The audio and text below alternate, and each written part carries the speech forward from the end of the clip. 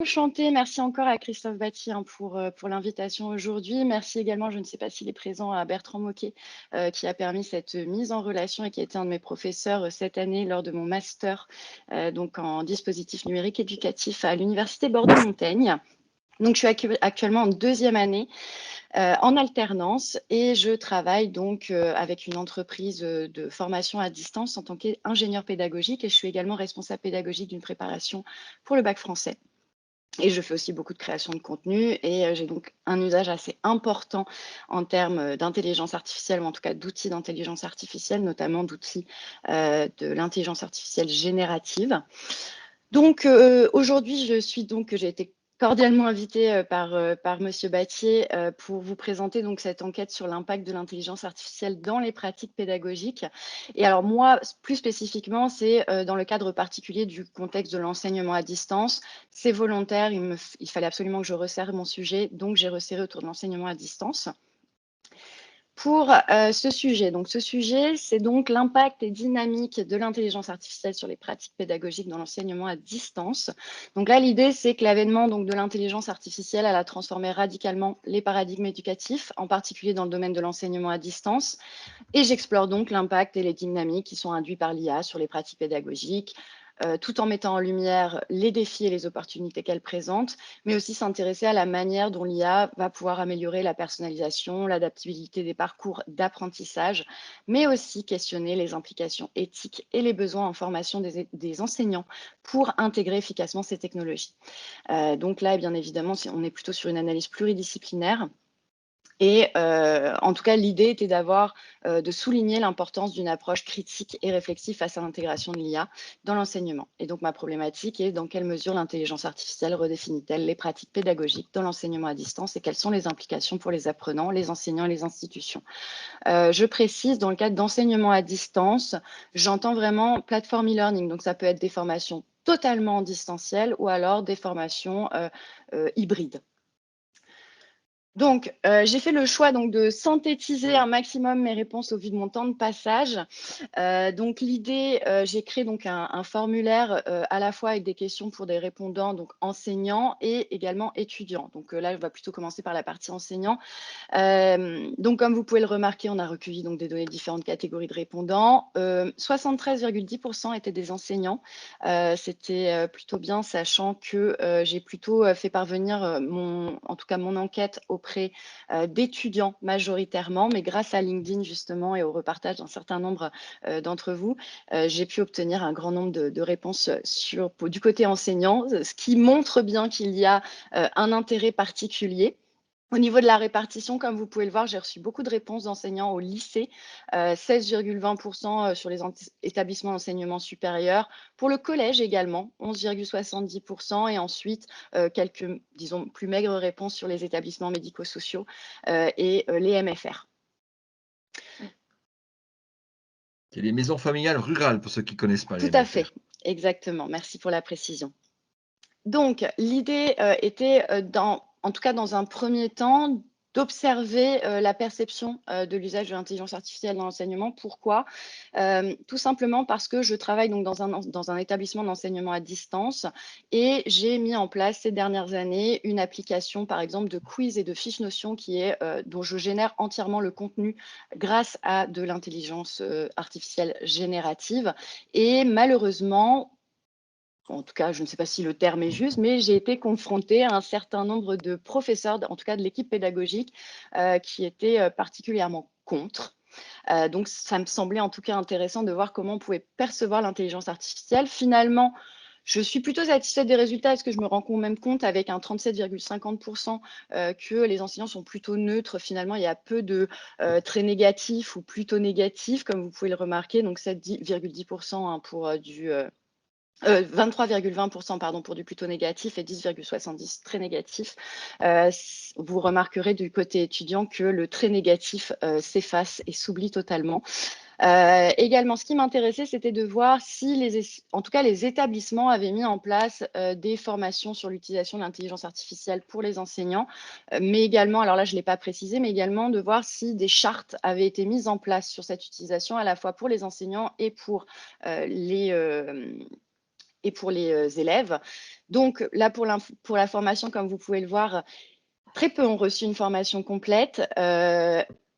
Quelques-uns, simplement une introduction, et la grande majorité, à presque 70%, n'en ont pas reçu, mais souhaiteraient vivement être formés. Et une petite part, toujours, ne semble pas être intéressée par une formation sur l'intelligence artificielle. Et quand on observe de près les résultats, ce sont les mêmes qui ne sont pas, en tout cas, qui perçoivent l'intelligence artificielle comme quelque chose de plutôt négatif. Ensuite, l'idée était de voir quel est le relationnel autour de l'intelligence artificielle entre enseignants et élèves. Donc là, l'idée, c'était de savoir si en tout cas, les professeurs autorisent ou encouragent les élèves à utiliser cette intelligence artificielle.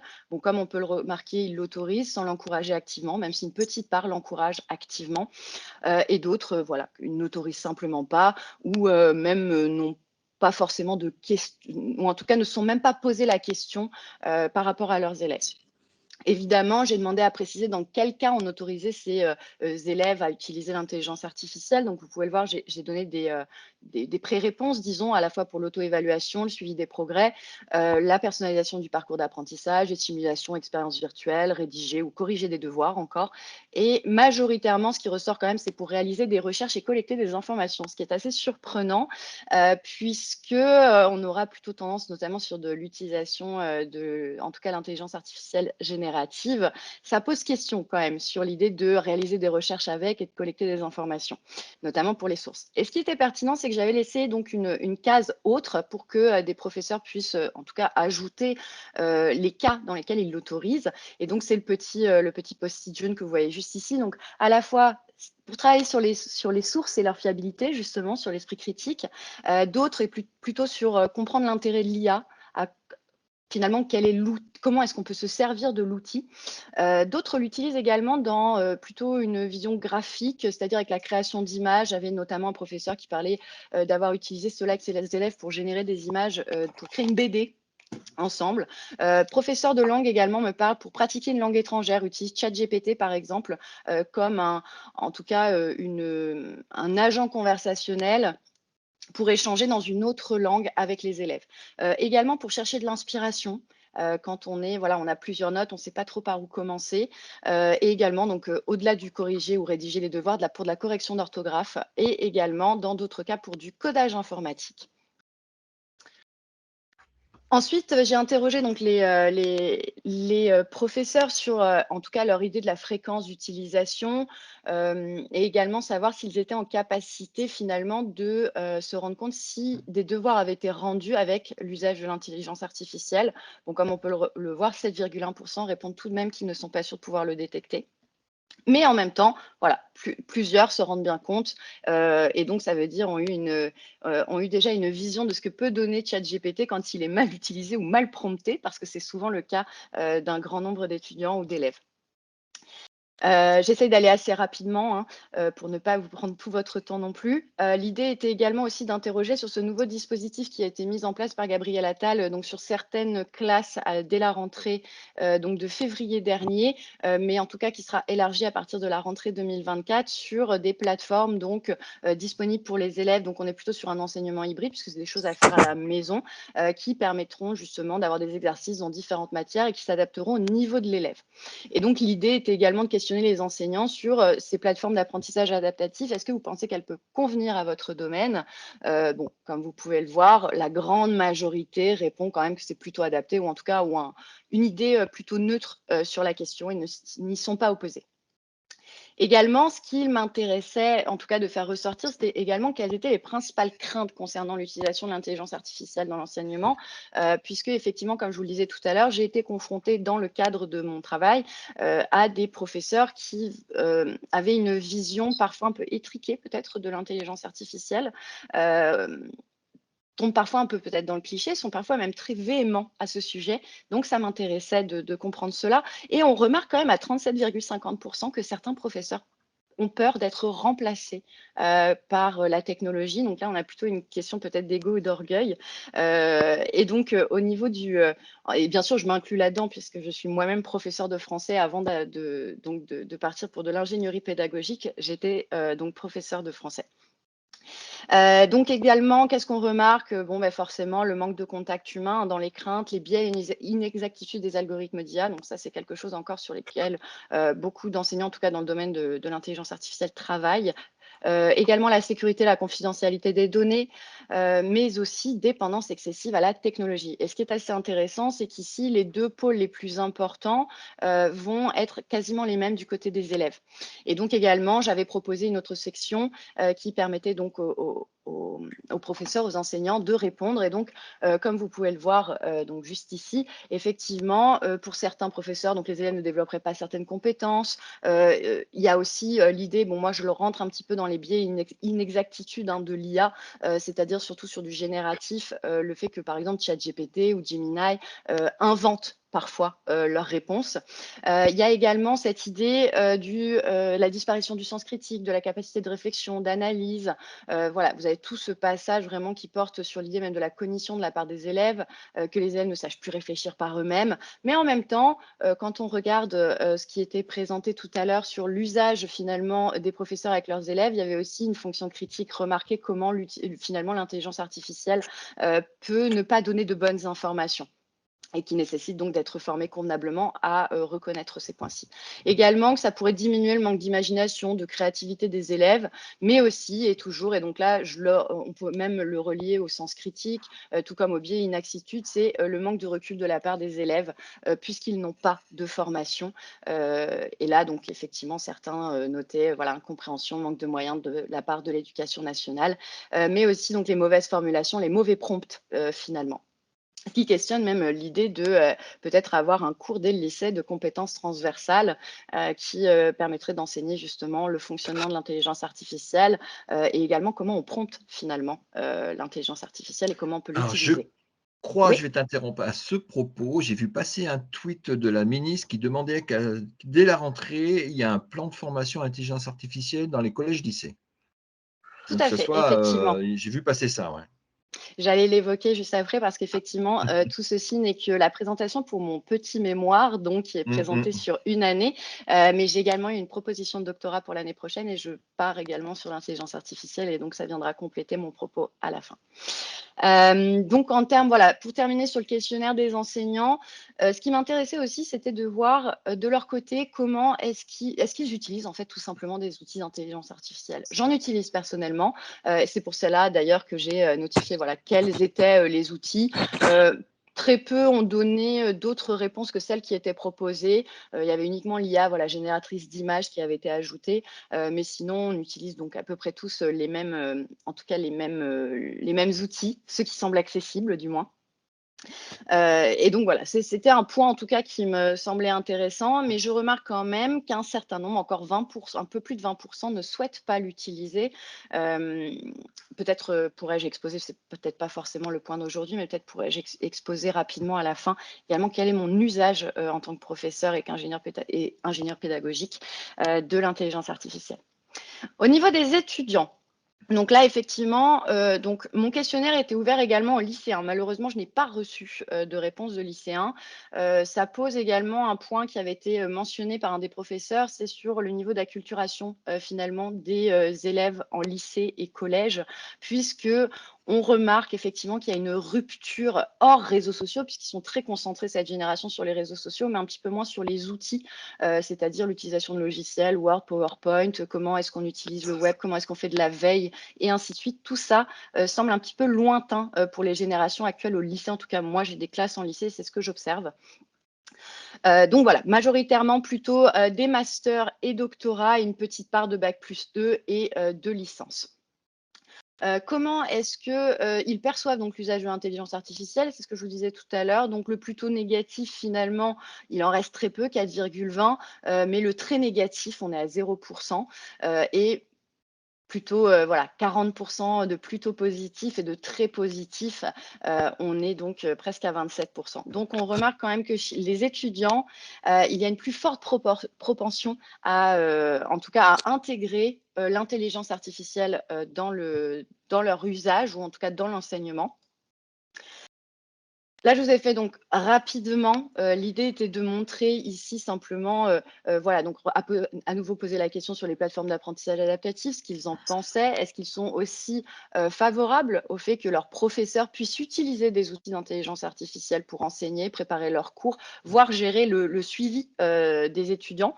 Également, même question sur, l'établissement. Est-ce qu'il y a une formation qui a été proposée aux élèves? Donc comme on peut le voir, voilà, c'est rapidement simplement une introduction souvent proposée dans certains cours, très peu de formation complète, mais quand même une plus forte propension pour, en tout cas des élèves qui souhaiteraient être formés. Et également, donc, encore la question: «Pensez-vous que l'intelligence artificielle pourrait remplacer un enseignant?» Alors du côté effectivement, des élèves, non, elle ne peut pas remplacer, en tout cas que pour des tâches très spécifiques. Voilà, et une très, très faible propension pour, la plupart des aspects finalement, pour un remplacement total. Et donc, comme vous pouvez le remarquer, en tout cas pour, l'ensemble, on est plutôt très bénéfique ou très favorable sur, l'utilisation, soit de plateformes, soit d'outils par les professeurs. Et dans la même suite, donc, est-ce qu'eux utilisent des outils d'intelligence artificielle? Donc, on a quand même, un bon 60 oui, occasionnellement, 30 pour du oui régulièrement et 8,7 non, je ne souhaite pas le faire. Par contre, comme vous pouvez le remarquer, 0 réponse sur, je souhaiterais non, mais je souhaiterais le faire. Donc ça montre que même sans formation, les élèves vont tout de même chercher à utiliser l'outil, même s'ils ne le font pas forcément de la bonne manière. Mais ils vont chercher à utiliser cet outil, donc ils comprennent bien qu'il y a un avantage, à tirer de cela. Également, voilà, l'idée était de poser la question si des élèves avaient, déjà rendu des, travaux ou des devoirs, rédigés à l'aide de l'intelligence artificielle, alors qu'ils n'y étaient pas autorisés. Donc comme vous pouvez le voir, les étudiants respectent plutôt les règles, lorsqu'il s'agit de ne en tout cas, ils n'y sont pas autorisés, et bon, une petite part préfère ne pas répondre. On se doute effectivement de la réponse dans ce cas. Également, voilà, la fréquence, donc c'est assez intéressant puisque la fréquence, est un peu plus en tout cas, plus d'élèves l'utilisent au moins une fois par jour par rapport à ce qui était, dit par, les professeurs, du point de vue des professeurs qui pensaient qu'ils l'utilisaient plutôt une fois par semaine ou une fois par mois. Là où finalement on remarque que les élèves l'utilisent beaucoup plus, que ce que pensent les professeurs. Et de même, voilà, l'idée était de voir aussi, si les professeurs les encouragent ou les autorisent à utiliser, l'intelligence artificielle. Donc, et pour, donc on arrive bientôt, au terme de cela, promis, je ne prendrai pas plus de temps. Donc là, l'idée, c'était de voir, s'ils utilisent des outils, tout simplement sur l'intelligence artificielle autres que pour les devoirs, donc dans leur étude plus largement, mais la préparation des devoirs, de travaux, le suivi de leur progrès également. L'idée était aussi, de voir quels outils, étaient utilisés majoritairement. Là encore, comme pour les professeurs, hein, en tout cas, un grand nombre utilisent les intelligences artificielles génératives. Et également, il était intéressant de regarder donc quelles étaient les craintes, qu'ils ont par rapport à l'utilisation de l'intelligence artificielle. Comme je vous l'ai dit, tout à l'heure, comme pour les professeurs, l'idée la peur, mais également, en tout cas, la peur d'une dépendance excessive à la technologie. Et du côté des défis, c'est plutôt la fiabilité et la précision des outils. Donc là, effectivement, hein, c'est plutôt sur l'intelligence, générative que ça se situe, mais aussi sur la compréhension et l'utilisation des outils qui soulignent la nécessité ou en tout cas la demande de la part des étudiants d'être formés, pour comprendre et utiliser ces outils. Et donc dernier point, de mon questionnaire pour les étudiants était simplement: souhaitez-vous voir plus d'intégration de l'intelligence en tout cas de l'intelligence artificielle dans votre scolarité? Effectivement, il y a des réserves, mais on est plutôt sur un oui avec presque 57 et 30 sur un oui absolument sans, réserve. Donc c'est, voilà, ça montre très clairement que les étudiants attendent, cela, de l'enseignement, en tout cas dans leur scolarité dans les années à venir. Et effectivement, ce qui était pertinent, c'était de voir pour quelles raisons. Donc, on a l'amélioration, de la personnalisation de l'apprentissage, l'augmentation de l'efficacité aussi, c'est-à-dire que je passe peut-être, grâce aux outils, moins de temps à préparer, mes devoirs, mes travaux, j'optimise mon temps. Pour eux également, ça permettait un accès facilité à l'information, comme je vous l'ai dit, meilleure gestion du temps, la préparation également à un environnement professionnel qui inclut de plus en plus les outils d'intelligence artificielle. En tout cas, le milieu professionnel a une demande, et également donc l'innovation forcément dans l'apprentissage et aussi un support pour les tâches répétitives du type ce que j'utilise actuellement par exemple, c'est-à-dire que je ne rédige plus du tout de mails pour mes professeurs, je me fais des petites notes avec des petits points et je demande ensuite à l'outil de générer pour moi. Et à ce titre, effectivement, la conférence I/O de Google a montré cette semaine qu'ils allaient donc intégrer ce système directement dans Gmail, ce qui permettra un raccourci encore à voir bien évidemment, parce que je suis plus pro ChatGPT, disons, que Gemini sur l'utilisation, parce que je trouve que ChatGPT est quand même plus complet que Gemini pour l'instant. Donc, en termes de conclusion générale, qu'est-ce qu'on observe? Bon, on a une adoption progressive de l'IA, ça, en tout cas une acceptation croissante de l'IA dans l'éducation, bien que les perceptions puissent varier entre les enseignants et les étudiants. C'est surtout les enseignants finalement qui restent prudents, en partie à cause peut-être de la formation limitée et aussi, à mon sens, de certains clichés qui perdurent encore sur l'intelligence artificielle. On remarque bien sûr le besoin de formation et c'est crucial d'améliorer la formation des enseignants sur l'utilisation de l'IA pour maximiser à la fois ses avantages, mais aussi minimiser les risques qui y sont associés. Et là, c'est à la fois pour les enseignants, mais aussi pour les étudiants et les élèves. De même, bien sûr, trouver un équilibre entre la technologie et l'humanité. Donc, à la fois les craintes concernant le manque de contact humain, la dépendance technologique également, une intégration donc équilibrée de l'IA qui conserve l'interaction humaine et développe des compétences critiques, elle me semble en tout cas essentielle. Et également, donc, pour terminer, le potentiel éducatif, puisque l'IA est perçue donc plutôt positivement pour ses capacités à personnaliser l'apprentissage, à aider à la recherche, à la collecte d'informations, bon, même si là, notamment en français, puisque ChatGPT n'est clairement pas prêt à pouvoir vous fournir un résumé d'un ouvrage un petit peu plus sur le 4O, justement, qui a été lancé cette semaine, que j'ai pu tester avec des questions sur des romans un peu longs et ainsi de suite. Et c'était, en tout cas, les informations données étaient assez pertinentes. Mais en tout cas, voilà, l'idée est toujours de développer les compétences pratiques et analytiques aussi chez les étudiants. Et donc simplement pour terminer, j'ai donc réalisé ce mémoire cette année. L'année dernière, donc dans le cadre de mon master, nous avions non pas le mémoire à rédiger, mais ce qu'on appelle le TPR, donc le travail préparatoire à la recherche. Et en tout cas, j'ai fixé mon sujet sur la façon dont le numérique pouvait accompagner ou en tout cas inclure les élèves à besoins éducatifs particuliers. Effectivement, l'intelligence artificielle est un des outils qui est le plus revenu et donc c'est pour ça que j'ai choisi d'y consacrer donc le mémoire de cette année. Et effectivement, parce que dans mon usage, donc dans le cadre de mon entreprise, j'utilise l'intelligence artificielle. C'est-à-dire qu'en grande partie, je génère mes cours grâce à cela. En tout cas, je demande à l'outil de les rédiger pour moi. Tout le contenu, ce sont des notes que je prends, bien évidemment. Donc, c'est mon expertise, mais je demande à l'outil d'optimiser pour moi et simplement de rédiger. Effectivement, j'apporte une légère correction, mais je l'utilise en ce sens. Et dans un deuxième temps, j'ai développé donc avec un prestataire extérieur une application mobile qui vient donc disons qui est en parallèle des formations que l'on propose en ligne avec des questions de quiz, mais également des fiches notions et qui sont exclusivement générées par l'intelligence artificielle. Et donc, comme vous avez pu le comprendre, vu qu'un certain nombre de personnes de l'équipe pédagogique étaient contre, nous avons mis en place un process qui permet justement aux professeurs ensuite d'aller vérifier le contenu que j'ai généré et apporter en tout cas leur expertise pour valider celui-ci. Et donc, l'idée, c'est donc que, en tout cas pour la suite et pour l'année prochaine, je vais donc tenter en tout cas, l'université Bordeaux-Montaigne et surtout le laboratoire MICA. Donc, on me proposait un contrat de doctorat pour l'année prochaine que je réalisais très certainement en CIFRE, donc c'est-à-dire en convention d'entreprise, directement, donc avec un institut également d'enseignement dans le supérieur. Et donc là, par contre, l'idée, c'est justement au vu de ce que j'ai dégagé comme point, l'idée est plutôt d'analyser les processus communicationnels et les pratiques d'accompagnement au changement face aux résistances à l'intégration de l'intelligence artificielle.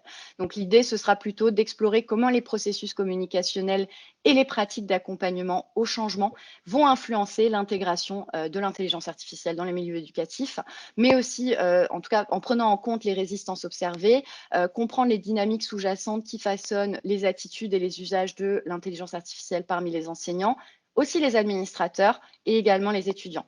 Et donc l'objectif, c'est d'identifier les facteurs de résistance spécifiques au contexte éducatif et d'examiner justement les stratégies communicationnelles et les interventions qui peuvent être mises en place pour faciliter la transition, en tout cas de la façon la plus acceptée, la plus efficace vers des pratiques innovantes assistées par l'IA.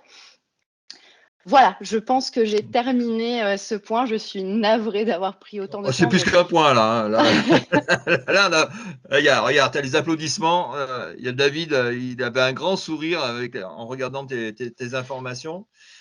Chouette boulot. Tu pourras nous mettre le PowerPoint, on le mettra, bien sûr, normalement tu dois pouvoir le mettre dans la fiche, oui, tout à fait. dans la présentation, puis on se fera une petite fiche à part. Moi, alors, j'ai déjà une première question. Comme que j'ai la parole, je vais poser ma première question. Mais je sais que Christelle, elle bouillonne aussi. Elle va te poser des questions, certainement. Christelle, elle est à l'université de Saint-Étienne. Elle est au support pédagogique. Hein, c'est ça, Christelle. C'est Alors, ça, ouais. Au service ouais, universitaire pédagogique, mais c'est ça. ouais, c'est ça. Et donc, ma première question, quand tu dis ils utilisent l'IA, c'est pas comme un moteur de recherche et tu as des doutes, c'est parce qu'il y a Perplexity, Gemini. Alors moi, je dis Gemini, hein, c'est mon comté français. Hein, eux, ils ont des fonctionnalités un peu de moteur de recherche. Est-ce que ils ont utilisé que ChatGPT ou si on sait qu'ils ont utilisé ces outils-là un peu côté élève? Alors effectivement, je n'ai pas été creusée dans le détail, Ouais, tout simplement parce que, disons que je suis limitée en termes de pages sur mon étude, donc il fallait vraiment que je resserre. C'était une demande de mon directeur de recherche, donc je suis restée sur l'intelligence, générative. Par contre, de mon expérience personnelle avec mes élèves, donc en première bac français, majoritairement, on est plutôt sur une utilisation de ChatGPT. d'accord. Beaucoup ne connaissent pas Gemini. D'accord. Donc, tu restes sur Gemini. Sur la plateforme adaptative, est-ce que tu penses qu'il y a Mia. que les profs de lycée qui ont lycée ouais, ouais, sur les plateformes, sur Mia Seconde. Donc, Mia Seconde, c'est le projet maths français, la réadaptation des parcours adaptatifs en maths français pour toutes les classes, les 800 000 élèves de seconde à la rentrée. Est-ce que tu penses qu'il n'y a que les profs de lycée qui t'ont répondu là-dessus ou il y a d'autres personnes? Alors, il y a eu alors là, c'est tout, confondu, hein, donc effectivement, j'ai parlé de Mia parce que c'était l'exemple français, qui était Mhm. bien connu, qui était dans l'actualité, en tout cas au moment où j'ai fait, cette enquête. Par contre, dans le cadre de mon université, par exemple à Bordeaux-Montaigne, il a été mis en place, cette année pour pallier au manque de professeurs de langue. Il a été, instauré une plateforme comme ça qui a été mise en ligne via Moodle, donc par un prestataire extérieur. Qui est donc une plateforme adaptative, pour l'apprentissage des langues. Donc ils proposent 7 langues à peu près et effectivement ici, ils utilisent, l'intelligence artificielle pour s'adapter justement au niveau, des élèves. Et donc là, par contre, D'accord. on est sur un remplacement total du professeur. Mhm. Ah, ok. Dans le scénario, c'est prévu comme ça. Bon, moi, j'ai fini avec mes questions. C'est des questions. Christelle, je suis étonné que tu aies pas de questions. Aussi, j'ai bien trouvé. C'est Ah vrai non, que il ne là, faut pas te lancer. on parle énormément de formation et d'accompagnement, des enseignants, alors des étudiants aussi, mais aussi des enseignants à l'usage des IAG et c'est vrai que je ne sais pas ce qu'il y a. Est-ce qu'on peut faire un tour de table dans vos universités de ce qui est fait, dans les universités? Je sais pas si, s'il y a des choses qui sont faites? Alors moi, personnellement, simplement pour rebondir, dans le cadre de mon master donc en dispositif numérique éducatif, donc c'est bien particulier, effectivement, on a eu un cours, donc tous les professeurs, très honnêtement, l'incluent, dans leurs cours en fonction de leur domaine, nous montrent comment on peut utiliser l'intelligence artificielle dans leur cadre. Mais par contre, j'ai eu un cours spécifique sur la conception et la gestion de projets, donc faire du diagramme de Gantt et ainsi de suite. Comment est-ce qu'on peut utiliser, l'intelligence artificielle de ce point de vue-là? Et c'est la même formation qui était donnée également aux administrateurs de l'université, donc hors personnel enseignant.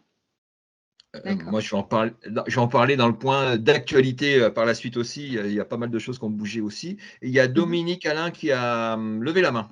Dominique, je te laisse Oui, la parole. alors nous, au niveau lycée cette année, en Suisse, hein, dans mon établissement, on a dans les cours d'informatique de base, mis un petit module, intelligence artificielle générative. On fait en fait génération d'images, pour avoir un peu une critique sur les biais, que l'intelligence artificielle nous crée. Dès qu'on demande, par exemple, femme arabe au marché, Elles sont toutes voilées, on se pose la question pourquoi. Et en parallèle, on a donné des cours aux enseignants. Il y a eu 4 cours qui ont été donnés aux enseignants et l'année prochaine, on met sur pied en fait un cours facultatif qui aura lieu donc 1 heure par semaine, qui sera ouvert à la fois aux enseignants et aux étudiants. Et on est en train de se poser des questions justement, quelles sont les compétences et les informations qu'on a envie de faire passer à ces 2 différents corps, enseignants et étudiants sur l'usage de l'IA en règle générale et l'IA générative en particulier. C'est vrai que c'est pas la même façon d'aborder les choses. Mmh. OK. Bon, bah, je vois qu'on a lancé le débat. Wendy, je pense qu'on te ressollicitera, peut-être pas Avec avant les grand vacances, plaisir. mais un peu plus tard. Et puis si tu veux, toi, solliciter des gens dans le réseau, n'hésite pas à passer des infos. Je cherche des expérimentations, je cherche des trucs comme ça. C'est le but du jeu,